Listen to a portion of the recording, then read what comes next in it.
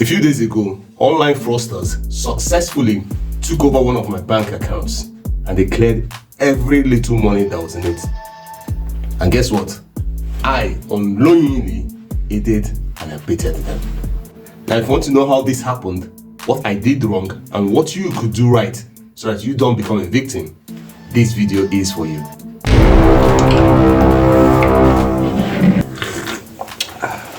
It started when this bank in Nigeria did an system upgrade, and it took a few days for them to accomplish it. It was supposed to last over the weekend, but it lasted longer. It all went haywire.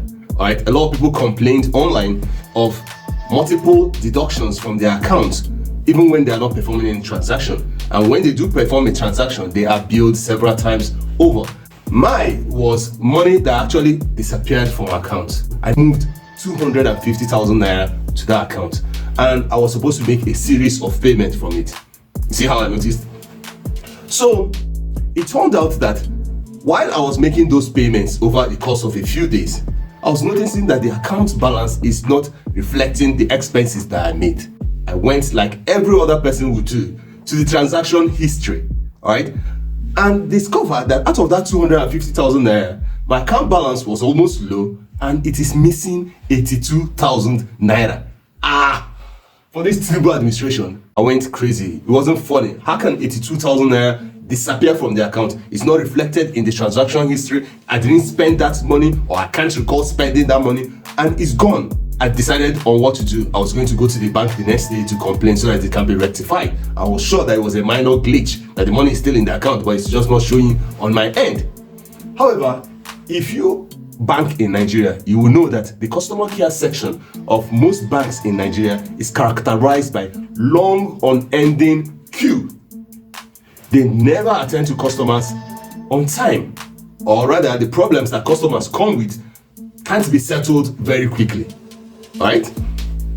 So, for the fear of spending my entire day in the bank staying on a queue to complain about an issue with my bank, I decided to do the next best thing, which is go to the social media and try to tag the official handle of the bank accounts of the bank.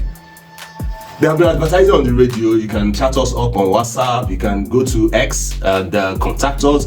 And I've been seeing that happen with a number of people where they try to address the issues with people that complain on X. So I went to X to complain, so I made this post. 10 minutes later, a handle replied me.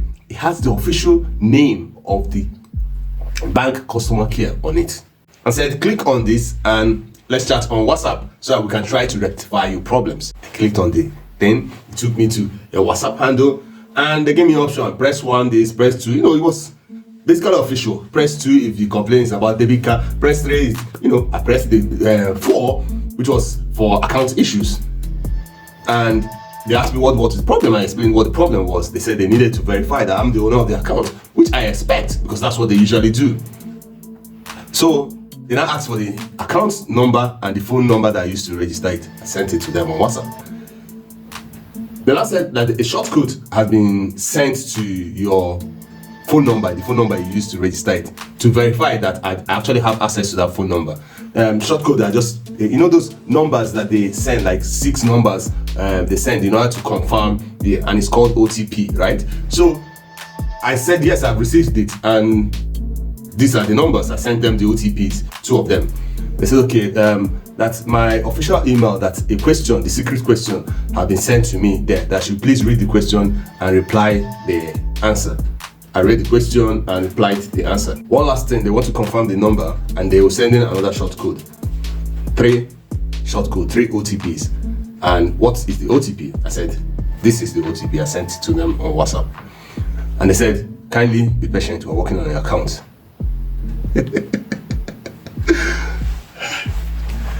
They were actually working on my account, because right where I was chatting with them, I received a debit alert of almost all the money that was in my account. Gone. I was like, what is going on? This is what I'm talking about. I just received a debit alert for my account. Meanwhile, I haven't performed any transaction. What is happening? No response. It started seeming off to me. So I decided to go back to the Twitter handle that the bank used to reply me. And lo and behold, I checked. It was not the handle.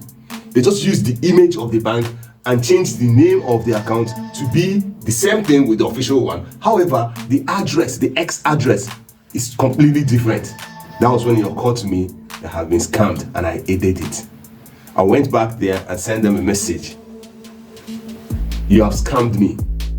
I went and checked. I checked the handle of the Twitter. It's not of the banks. And immediately, they started deleting all their messages that they sent to me. They started destroying evidence. Oh. My only saving grace is that because I suspected that the money was depleting from that account, unaccounted for, I moved out most of the money that was in the account. So it was what was left in the account that they stole. Assuming I had millions of naira, or it was an account that I used to do business that has a lot of money in it, the bank would not have been able to do anything. Why? Because I aided them. This is where you need to listen carefully. Whenever you are dealing with any handle online, please confirm that the handle is exactly the name of the official one. If possible, do not deal with any official business online. But if you have to, please confirm. There are many cases where it is even hard to confirm. People will use O instead of 0, and it will look identical, but it is not identical. Number 2, on no account should you forward an OTP sent to your phone to someone else, even if the person is a bank official. OTP means one-time password. It is a password. Don't forward your password to anyone. OTPs are supposed to be self-generated and self-used. That is why when the bank sends you an OTP, they advise you do not share it with anyone. And if you did not generate this OTP, kindly ignore this message. Because if you ignore it, you didn't pass it along, the person won't use it to change your account. 3 OTPs were sent to me. 3 OTPs I forwarded to them.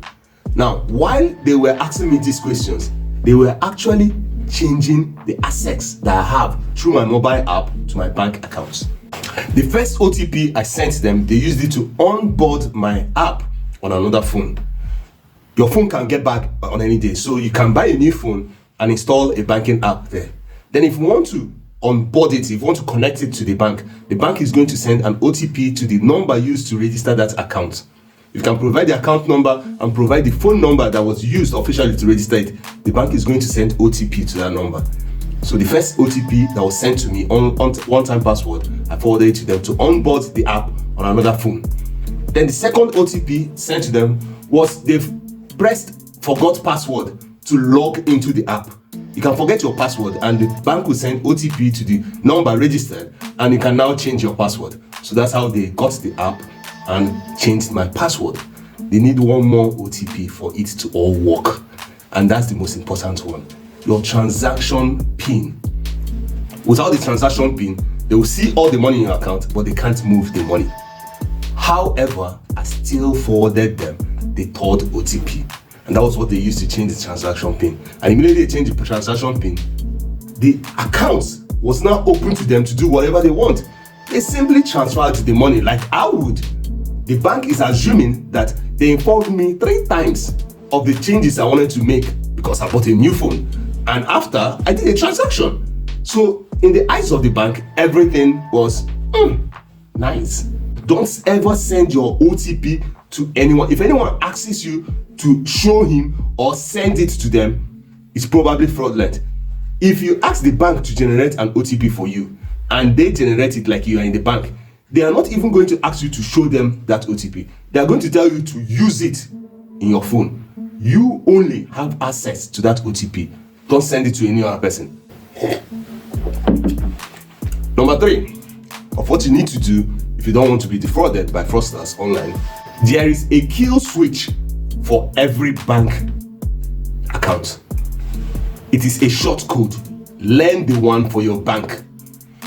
For GTB, It is star 737 star 911 hash. I discovered that when I went to check up on the bank.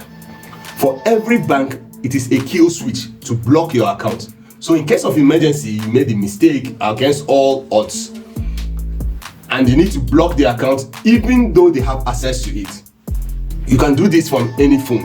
You can check any phone, type the short code for blocking an account. They will ask you for the name of the account and one or two information. One, they will block it temporarily until you come to the bank to say, yes, I was the one who blocked it, or no, I didn't block it. They will now verify that you are the owner of the account and they will unblock it. It's for emergency situation just like this. So assuming this is a bank account that has several millions of naira and they have to transfer it in pieces like 500,000, you can actually block the account before they continue doing more damage. And bonus point, this one has to do with your debit card.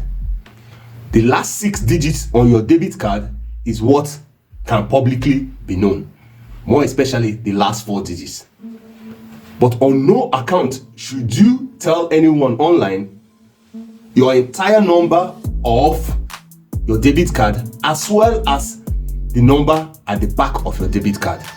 So which means you need to be careful the website you go to purchase them. For all of you out there, share this video to your friends and relatives. While I was at the bank complaining about this, several people came in, and elderly are always to pray. One elderly woman gave away the information on her debit card and all her money was gone. The daughter came and they couldn't do anything at the bank because she willingly divulged those information. It was so sad. So share this to your family and friends. Let them know the 3 things you can do in order to avoid online fraudsters or people that call you on the phone or through your WhatsApp in order to get access to your account. Until I come your way next time, my name is Paschal. Bye for now. Yeah.